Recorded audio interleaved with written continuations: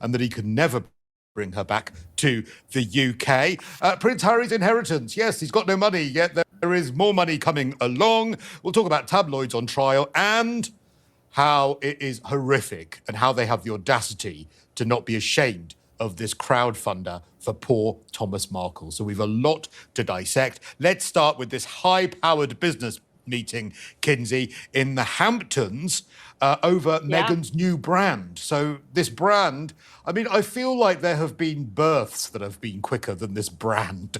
When is the American Riviera Orchard actually going to come? You know, when they wait in a Chinese zoo for a panda to conceive and give birth, that happens more quickly than American Riviera Orchard. Well, Meghan Markle attended a summit in the Hamptons Friday titled the G9 Ventures Summer Summit. This was hosted by a power broker named Amy Griffin, who is, very, very well respected and has very deep pockets here in the States. Meghan, she actually flew from Santa Barbara by private jet with entrepreneur Jamie Kern Lima. She is a makeup guru. She was a local news personality, and she was trying to figure out how to cover up some of her birthmarks on her face, created this incredible line of cosmetics, sold it for millions of dollars, and now she's a motivational speaker, friends with Oprah Winfrey. So I am not surprised that Meghan is attracted to someone like her. I'm surprised that Jamie is attracted to someone like Meghan. I tried to study under Jamie about 4 or 5 years ago because she, like I said, she's a motivational speaker. You can go to her conferences, things like that. But it gave a little MLM, like, hey girl, like it just was a little bit too much like multi-level marketing feeling. And so I distanced myself. But according to Page Six, Meghan was at this event trying to pick up some tips for American Riviera Orchard. I would argue that I also bet she was trying to find guests for her podcast, which we expect to launch on Lemonada Media in 2025. Meghan's been doing a lot of networking lately. She was also recently seen out with Father of the Bride star Kimberly Williams Paisley out in Santa Barbara and Montecito. So obviously this is picking up steam. She is really trying to put herself out there, trying to make new friends, maybe find some investors, and see what other people can do for her in classic Meghan Markle fashion. However, that networking hasn't actually stretched to any local farmers or manufacturers that might actually create any kind of product. Now, what you have described is Meghan doing the thing that she does best and selling herself as the product. However, when it comes to jam, bread, any kind of, the tea towels, the dog biscuits, no local farmers or manufacturers in the Santa Barbara district have heard hide nor hair of any of these products actually being created or being approached to make any of these products. So I would suggest that if I was thinking of creating products, I would, network with people that could create products. What do you think?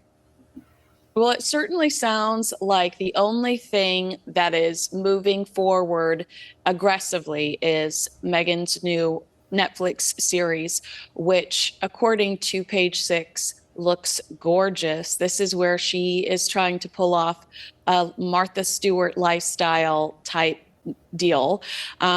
This is expected to come out in 2020, at the beginning of 2025, which surprises me because Lemonada, according to Richard Eden, was paused until 2025 because they apparently did not want to compete with this Netflix series or American Riviera Orchard. They say that it's taking months to edit because it's being synced for countries around the world, but we can see it at the beginning of 2025. Still no date confirmed with all of that information, no date confirmed for the launch of American Riviera Orchard. And my favorite part is that Prince Harry is strongly rumored to make at least a few cameos in the series, which how could he not? What is Meghan Markle without Prince Harry? And I love that, they're taking time to edit it because of all the different markets. No, of course they're not. Meghan is in that edit room making that poor editor's life a living hell. No, my hair is up. No, the lighting isn't good enough. No, I don't like my fingers in that shot on the food. You know that editor, his life is going to be hell. And then he's going to say, Meghan, I think that shot is okay. don't you dare not call me Duchess. So that poor editor's life will be hell. But it is nice to hear that Harry will be, the door of the cupboard will be unlocked, that Harry is kept in, and he will be allowed to roam freely in the background before being shoved back in the cupboard, because, of course, it is all about Meghan. Now, whether she has any product to actually hoik during this cookery show, who knows? But it's interesting, because on the one hand, she's brilliant at marketing herself, networking, all of those things. She's got a lot of the Ava Perons about her. I've said that before. Yet, weirdly, Prince Harry says, but when she comes to the UK, she gets too much attention. It's terrible for her. It's awful. I could never bring her back to the United Kingdom because she has too much attention. Is there such a thing for too much attention for Meghan Markle? Well, we should probably classify this all within the tabloids on trial conversation, because this is a conversation Prince Harry had with ITV when he spoke of tabloids on trial. And this is all about Prince Harry, his ultimate fight to take down the tabloid media in the UK. At this point, it's a financial issue because it was dealt with criminally a decade ago. And Prince Harry says that he's kind of, it's David versus Goliath, and I guess him and Hugh Grant are David, but they are taking on the tabloid media for hacking. It's horrible. It shouldn't have happened, but it's not a David versus Goliath, Prince Harry. Not a lot of people have millions of dollars to spend on attorneys to fight about something that happened 10 years ago. But the idea that well-known myth of David, the royal prince and movie star, taking on Goliath. I mean, it is amazing the analogies that he uses to describe himself. Well, he also calls himself a dragon slayer. He also refers to himself as like somebody still has their video game controller in their hand on a Tuesday at noon. Like get a real job, Harry. But I also wanted to quickly reference back to the Hamptons, where spies told Page Six that Meghan was moving around this restaurant called Zero Bond in the East Hamptons without security. And she stopped to talk to News Nation and former CNN anchor Chris Cuomo. So Harry goes on TV to rip apart the media and say you can't trust the media. And then we've got Meghan in the Hamptons sitting there talking to one of America's most famous media personalities, Chris Cuomo, related brother to Andrew Cuomo, who was the governor of New York, got into a lot of trouble during the pandemic. I mean, Meghan, also Democrats, which I'm leaning towards Meghan endorsing Kamala Harris. But I just think that it's so funny how these two are on such different wavelengths. If the media is evil, why is Meghan Markle stopping at Chris Cuomo's table to have a powwow? And if security is such a problem, if he's so worried that there's something terrible could happen to Meghan, then why is she wandering around without any security whatsoever? They really should try and sink their story. She entered the restaurant by herself. Yeah. She walked up to the host stand by herself. Like there's an entire description about how she was by herself in this restaurant. And Prince Harry's literally telling us that we should be worried about Meghan Markle because, it was Thomas Cook was Googling the Princess of Wales before he attempted to assassinate President Donald Trump. Thomas Cook was not Googling Meghan Markle. Yeah. Manalo ng over 30 million shopping money weekly sa KCC 30 Million Mega Raffle. KCC Supermarket, pinakabarato. Kaya ano pang hinihintay nyo, mga ka-bonus card members? Tara na't mag-shopping sa KCC Department Store and KCC Supermarket. KCC 30 Million Mega Raffle, because everything's here at KCC for you.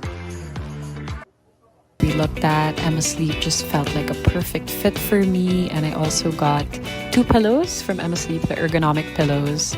And we So that is clearly where the bigger security concern is. But it's interesting because obviously, as you say, there was some criminal behaviour. And if there was any hacking going on, that is absolutely unforgivable. We don't know whether there was hacking when it came to his mother, Princess Diana, who, of course, he references during this interview for good measure. But also, he made a really interesting quote about what is in the public interest and what are the public interested in. And that's the line that he's trying to navigate. But for me, the problem I have with this is that this is a prince that has been pictured taking drugs, that has been open about taking loads of drugs, that has acted, in the most horrific way when it comes to nightclubs. Of course, let's not forget the Nazi costume. So it's not like he has not made himself newsworthy when it comes to the tabloids. It's not like he's lived a life where he sort of kept himself to himself within the confines of being a prince. He's actually made himself extremely newsworthy. Then he seems to wonder why he's newsworthy. Yeah. I really loved Zara's tell-all book where she talked about putting cream on her penis. Yeah, exactly.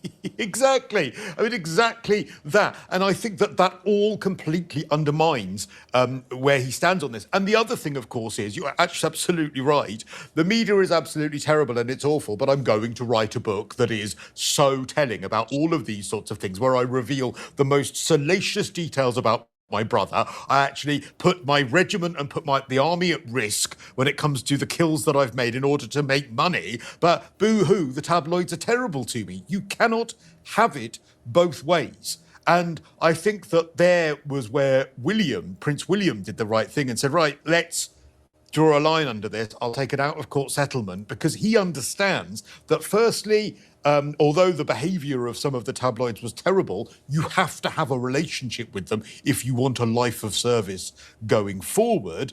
But secondly... Well, Harry has to have a relationship too if he wants people to watch his polo show on Netflix. It's wild to me that he's constantly going after the media, but when Harry needs to promote Heart of Invictus, Absolutely. He's on Good Morning America. When Harry needs to promote the Invictus Games, he's on the Today Show. When Harry needs to promote Spare, he's sitting down with Anderson Cooper. Harry needs the media too. He just is refusing to acknowledge it. There is a new story that started circulating over the weekend. According to a new book by Robert Jobson, Prince William was asked to sign a waiver after clashing with King Charles over the issue of the Prince of Wales flying in a helicopter with his family. Now, this comes from Jobson's new book called Catherine, the Princess of Wales. He wrote, after being diagnosed with cancer, King Charles, perhaps reminded of his own mortality, echoed his late mother's concerns, because apparently the late Queen Elizabeth, also loathed the idea of Prince William in a helicopter. Jobson says, and when William refused to stop flying with his family, Charles insisted that he sign a formal document acknowledging the risks involved in taking full responsibility for his actions. It would be scant consolation, of course, for an unspeakable tragedy, let alone for the prospect of King Harry and Queen Meghan. Well, that just gives you goosebumps. Hey, but Rupert, this is kind of protocol, right? Like, are we making something out of nothing? It's typical that we try to keep, the monarch in the air, traveling separately. It's just, at the end of the day, logistics, don't you believe? I think ultimately it is a logistic thing. You have to, there's the air, so you have to. And look, while air travel, we know, in the main, is incredibly safe. And yes, William is a helicopter pilot. That was something he loved doing and loves flying his helicopter. But actually, it is actually a protocol, because you can't, the air in the same... it's like the royal family always travel, sadly, with clothes for mourning, to be in mourning. It's always packed. You remember the pictures of the late Queen when she traveled to Kenya all those days ago. She was in Kenya having a lovely time. Okay, part state, but in Kenya, but had to come back. But that clothing was ready with her. So it is protocol. But I think it's probably, when you say clash, I think probably had a discussion. It needed to be explained. And the reality of the new now, which is that the king is, I tell you what, the lights have gone off again in here. Sorry, I got even darker. I don't know why. I'm on a timer. What is happening? I'm sorry. But all I can say is, I think I understand why this is happened. It is protocol, but it's William probably having to accept the now, which is, he is the heir. He can't be traveling with his future heir, i.e. his son. So it is a logistical thing. of course, we all's families like to travel together, but it is something they're going to have to work out how they manage going forward. Can I tell you my favorite new part that I've seen so far? I've not had the opportunity to read Robert Jobson's book about Catherine yet, but one of the details I read was about Prince William and Catherine's wedding night. He said, as they stood grinning and holding hands in the middle of the room, this is in Buckingham Palace, the opening bars of the song, You're the One That I Want, suddenly boomed out. To their friends' delight, William and Catherine launched into the dance of the lead characters from the film Grease, mouthing the words and pointing to each other. That is one of my favorite movies. That is one of my favorite movie moments. The fact that just visualizing these two singing that together and knowing that they love the same movies that we do, it is just such a fun takeaway from this book. Well, yeah, absolutely. And I think what it shows is that they obviously went to university. Their love affair was on off. I think they just worked it out. And I think that was the important thing about their courtship. When you look back, it was not always smooth. It was actually Kate having to work out, could she take this job on? And let's be honest, it doesn't just come, I'll marry you and away we go. And that's why I think one of the problems for Meghan is that she, it's all fine and dandy to be the Duchess of Sussex, but it comes with a responsibility that is not just, you can't control it. You are then consumed by the role of being the future king's wife. And it is a tough one. But at least, the wedding night, I hope that the party they had, and I hope they rocked the joint. I didn't think you were old enough to even know that that film came out in the 70s, Kinsey. But sadly, I remember the film first time round, and it clearly, for a lot of people, was a very iconic moment. Olivia Newton-John doing the dance with John Travolta. Oh, yeah, she had to get sewn into those pants. And then you think about the fact that I didn't know that I knew that Princess Diana had a relationship with John Travolta based on that White House dance. But I didn't realize that there was a love for this movie, which I really appreciate. And now we know that Prince Harry is trying to keep in touch with John Travolta. He was awarded an aviation award. So John Travolta, a lot of history there that I didn't even realize existed when it came to Diana's boys, other than the aviation award. Here's a funny revelation that came out of their recent financial report. It's that Prince William cut off Queen Camilla's sister from the royal payroll after 2 decades of service. Of course, this is a sensational headline, but at the end of the day, a source told, I believe it was the Telegraph, that it was no reflection on the work of Camilla's sister. I think it's great that she's an interior designer, and she, on her resume now, it says she worked for the royal family for 20 years. That sounds amazing. Yeah, and actually, there's never been any question mark about Annabel Elliott working for the Duchy of Cornwall. And it's not as if she doesn't come with a very good, high-powered reputation. Now, you've always got to be mindful that when you've got family around, that people are immediately going to say, well, she's only got the job because of who she is. And I think it probably makes perfect sense in many ways. My lights have just suddenly come on. I don't know. Who's paid the bill here? I think Sorry, your room is haunted. It's not even This isn't even our Halloween special yet, Rupert. Your room is haunted. Something going on here. Anyway, so be prepared for me to be thrown into darkness again. But I digress. But I actually understand why Annabel Elliott, they've come to the end, because it's now Prince William's gig, in it way. And I've heard that William Van Cutsem is now going to be brought into the fold to work with William. Now, he's one of his oldest friends. He runs successful companies. So actually what you're looking at there is the passing of the baton. Now, he's bringing in a trusted friend and confidant. Someone, though, when you look, it's not just someone who's dragged off the street, but someone who's run successful businesses. So, and that's certainly he and William, as we know, likes to have trusted people around him, because it is complicated, because what he doesn't want is things being leaked here, left, right, and centre. And someone like William Van Cutsem, who knows both William and Harry very well, I can see why that's happening. And for Annabelle Elliott, look, she's now, probably, I think she's in her 70s. Probably makes sense that now she can be more in round to just help her sister in the job of being the current queen and all that entails, bearing in mind that the king is still recovering from cancer. Build your website today with GoDaddy Web Hosting Plan. Faster load times are great for busy businesses that need more speed. Now with free domain plus SSL certificate included. Trust your site to GoDaddy. Learn more at godaddy.com.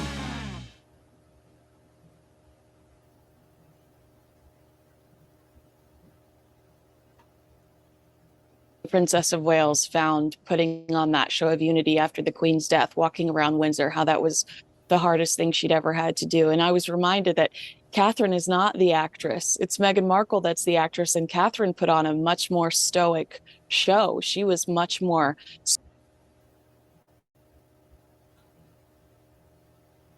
strong and she just looked very much. I thought she was. A lot of dignity, and she looked a lot more comfortable in that position than Meghan did on that day. As I hate That's to. true. Yeah, I think that's true. I mean, I think she was more sure-footed that day. First of all, congratulations on the book. I got to see a few pages of it, and you found, without a doubt, my favorite subject in the entire world and created a beautiful book about it. So congratulations, Catherine, the Princess of Wales. It's coming out here in the States, August the 6th. I hope you're so proud of it, because it's just a wonderful description of a fierce young woman who one day we look forward to seeing as queen. Yeah, I mean, I've tried to give the bigger picture about Kate. A lot of people like to sort of grab at the headlines, and that's what happens with serialization. But really, it's when you read the book as a whole, it's talking about her as a whole and the person that she's become from, when she was a kid through to the current day. And we're talking about somebody that's had a pretty unremarkable background in terms of us, but in terms of the royal family, this is a woman that will play a pivotal role going forward. Her kids are all born princes and princesses. Her husband was born a prince. Her father-in-law was born destined to be a king.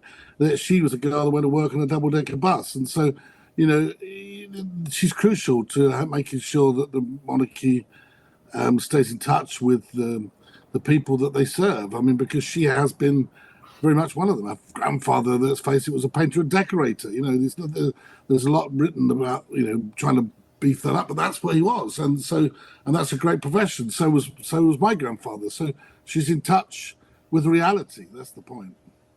I had no clue that she grew up, kind of culturally, she was in a blender, and how wonderful. Like as a child, learning Arabic. I mean, that had to have shaped how welcoming she is, how eager she is to learn, new things. What surprised you about her childhood? Exactly that. I think what was great about my mum and dad is they were open to going to live somewhere else. So dad got offered a job in Jordan, which is a great country. I've been there myself. And they were able to live there and be part of that culture. So that one morning they'd be reading from the Bible, one morning they'd be listening in childish tales, about the Quran, another about something else. So I think that was quite interesting. That's probably why she spent so much time focused on early learning, because in that first years between 1 and 5, you do pick up so much. And hers was, as you say, very culturally diverse and in a different country. And so therefore, I mean, to put it bluntly, all this talk of racism that came up later from Meghan Markle was utter baloney. And this is a girl that's very diverse, comes from a very diverse education and diverse experience. So there's no way that would even enter her head, So that was all. I think as a kid to grow up in the way she did, it was fantastic. Absolutely. I'm so glad you said that too. And you make that point in the book, how kind of ridiculous all of those accusations are.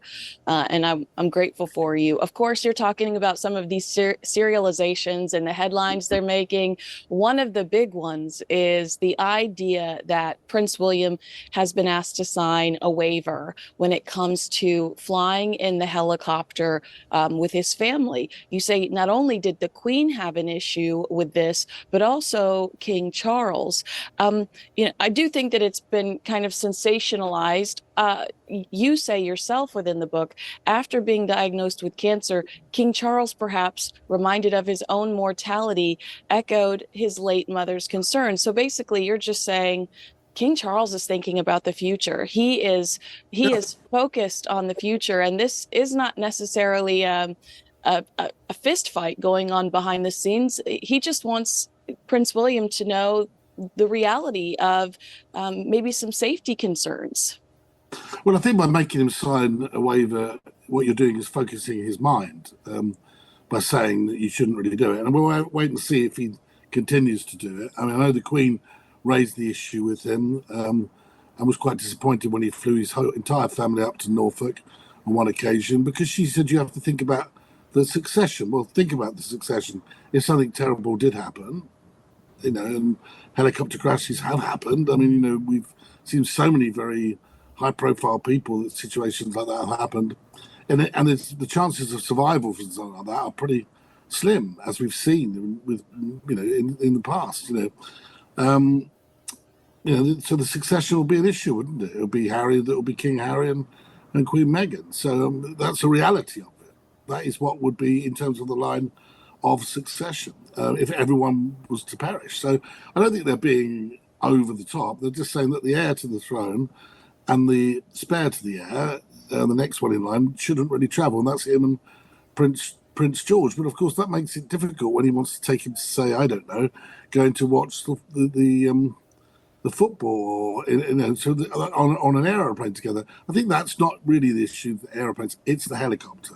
And I think that the King was just conscious that if William is going to do it, then he has to then take full responsibility. So he feels that he has raised that issue in an appropriate way. I think it wasn't a direct confrontation with his father. I think it was one of the aides who approached with this waiver, and I think that sort of upset him a little bit. But it's bang on, yeah.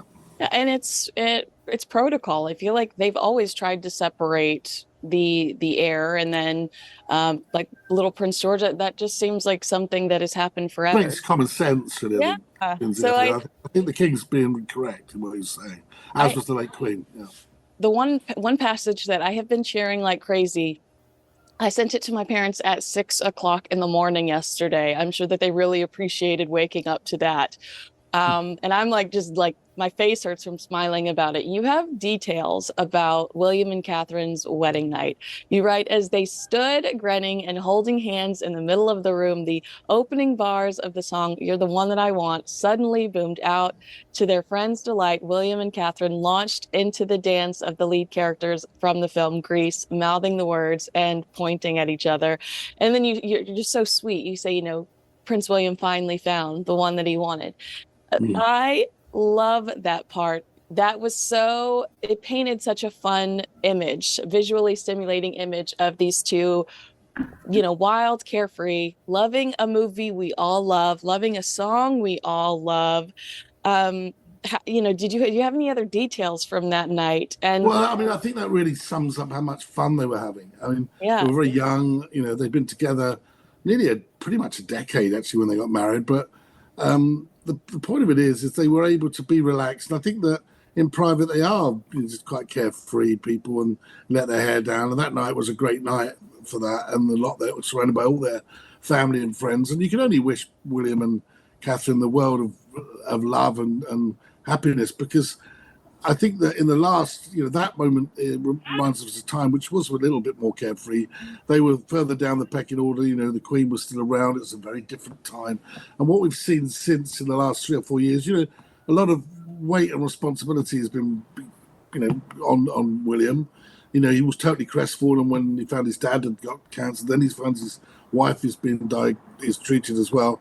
He's had to face a lot of responsibilities. So it's nice to remember, I think, the carefree times that they had, and they did. They had a lot of special carefree times, and they were able to enjoy that period. Let's just hope, they're still able, as with the young family to raise, they still have time to spend with them as well, in terms of not being weighed down too much by responsibility until that moment comes when they're King and Queen. Here is a complete timeline of Ben Affleck and Jennifer Lopez's relationship. Some might call it the A to Z of Bennifer. And yes, I am 100% wearing a velour tracksuit in honor of Jenny from the block. In 2001, Jen meets Ben. The pair first met on the set of their movie rom-com Geely. While the movie bombed at the box office, those flames couldn't compete with J-Lo and Ben's chemistry. According to Us Weekly, J-Lo was married to her second husband, Chris Judd, but she filed for divorce shortly after she met Ben Affleck. She was wild about the Good Will Hunting star. In 2002, Ben made a cameo in Jennifer's Jenny from the Block music video. The video acts as commentary on the tabloid's obsession with the relationship, which we know still exists today. It included surveillance footage and Yung age kasi pagkapanganak ng bata up to 8 years old is an important part of every child's journey. pap photos of the two like on yachts and walking down the street holding hands. I still love that video, and it is still a bop to this day. In November of 2002, just like that, the pair are engaged. Jennifer confirmed the engagement in an interview with Diane Sawyer. She explained that Ben proposed to her with a 6.1 carat pink diamond from Harry Winston that reportedly cost $2.5 million. She was over the moon. In 2003, Ben and Jen collaborated together on yet another movie. Jennifer played the dead wife of Ben's character in Jersey Girl.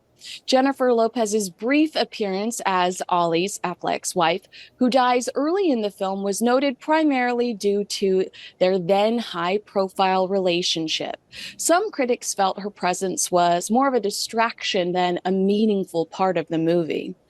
Jersey Girl did not perform well at the box office and was considered a commercial disappointment. It struggled to find an audience, particularly due to the negative buzz surrounding Affleck and Lopez's previous film, Geely. In September 2003, Bennifer mysteriously postponed their wedding just days before the two were set to officially get married. They released a joint statement. It said, due to the excessive media attention surrounding our wedding, we have decided to postpone the date. When we found ourselves seriously contemplating hiring 3 separate decoy brides at 3 different locations, we realized that something was awry. We began to feel that the spirit of what should have been the happiest day of our lives could be compromised. We felt what should have been a joyful and sacred day could be spoiled for us, our families, and our friends. In January of 2004, we discovered that the relationship was over. On January 22nd, the two publicly ended their engagement. Jennifer confirmed the news through her spokesperson, saying, I am confirming the report that Jennifer Lopez has ended her engagement to Ben Affleck. At this difficult time, we ask that you respect her privacy. Looking back on this time in their lives in 2010, Jennifer talked about the pressure in the media that was put on their relationship during a guest appearance on the Graham Norton show. She said, I love Ben. He's a great guy, but it was a lot for both of us to be under that type of siege for 2 years straight. She said, we were on the cover of every magazine every week. It was just a weird thing. Our relationship, I think, did suffer because of that. That's not the only reason, but I think it definitely played a part in the dynamic of our relationship. Now, in a 2022 interview with Apple Music, she said it was so painful after we broke up. Once we called off that wedding 20 years ago, it was the biggest heartbreak of my life. And I honestly felt like I was going to die. It set me on a spiral for the next 18 years where I couldn't get it right. But now, 20 years later, it does have a happy ending. It has the most would never happen in Hollywood ending. They would be like, that would never happen, so we're not going to write that because nobody would believe it ending. Now back to 2004, only months after their official breakup in June of 2004, Jennifer Lopez marries Mark Anthony, the Mark Anthony. In her 2014 book, True Love, Jennifer remembers the period between announcing her split from Ben and marrying Mark, who is an international sensation, saying, Ben and I split up at the moment when I thought we were committing to each other forever. It was my first real heartbreak. It felt like my heart had been torn out of my chest. I sought out comfort in another person, tried to find someone who could make me feel loved, and wanted it in my loneliest hour. Mark came back into my life 3 days after I should have been at the altar saying I do to another man. She said, thinking back, maybe deep down, I knew this was a Band-Aid on that cut, that my wound hadn't been stitched or healed. Mark and Jen welcomed twins in 2008. They separated, sadly, in 2014. What's up? Hi, Jira. We brought you here today to let you know. Only a year after Jennifer is married, Ben Affleck marries actress Jennifer Garner in 2005. The couple welcomed 3 children together over the years. The two divorced in 2018. A lot of discussion about the split focused on Ben's relationship with alcohol, but the pair have remained close friends and are often, to this day, photographed together, hugging and laughing, and they seem to be very, very good friends. In April 2021, drumroll please, Jennifer reunites. All it took was a plague. Jen ended her highly publicized engagement to athlete Alex Rodriguez, and almost immediately, reports started circulating that Ben Affleck was photographed visiting Jen's LA home. Less than a month later, a source told E! News, they really care for each other and they picked up right where they left off. A source told People they both seemed committed to making things work. Fast forward to 1 year later, Ben and Jen engaged again. After adding a diamond ring emoji to her Twitter name, Jennifer announced that she and Ben had gotten engaged